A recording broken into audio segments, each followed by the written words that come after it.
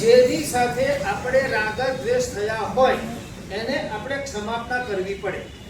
ન કરીએ ક્ષમાપના તો સંવત્સરી પ્રતિક્રમણ પૂર્વે, પ્રતિક્રમણ પછી નહીં, સંવત્સરી પ્રતિક્રમણ પૂર્વે ક્ષમાપના કરી લઈએ તો જ આપણું પ્રતિક્રમણ શુદ્ધ થાય.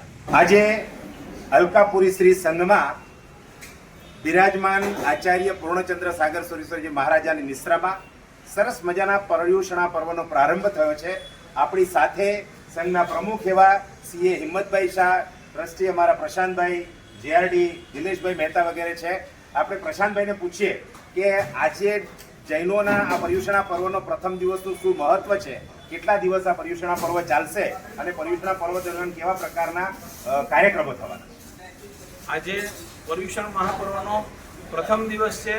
આ પર્યુષણ મહાપર્વના પ્રથમ દિવસે આપણે પર્યુષણ મહાપર્વના 5 કર્તવ્યો એનું પાલન કરવાનું હોય છે.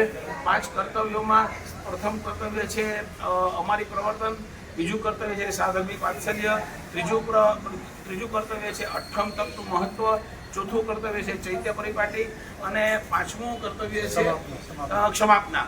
આ 5 કર્તવ્યોનું પાલન દરેકે કરવું જોઈએ. એના ઉપર આજે અમારે ત્યાં જે નિશ્રા પ્રદાન કરનાર પરમ પૂજ્ય આચાર્ય ભગવત શ્રી પૂર્ણચંદ્ર સાગર સુરેશ્વરજી મહારાજાએ ખૂબ જ ડિટેલમાં દરેક દાખલા સાથે દરેક કર્તવ્ય સમજાવેલું છે.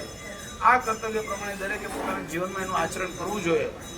ત્યારબાદ આચાર્ય ભગવાનના સમુદાયના બધા સાધુ ભગવંતો વડોદરાના અલગ અલગ સંઘોમાં બિરાજમાન છે અને ત્યાં પણ આ પર્યુષણ મહાપર્વની આરાધના કરાવી રહેલ છે. રોજે રોજ કઈ ભાવનાની કે એવી કોઈ વ્યવસ્થા સંઘમાં છે? દરરોજ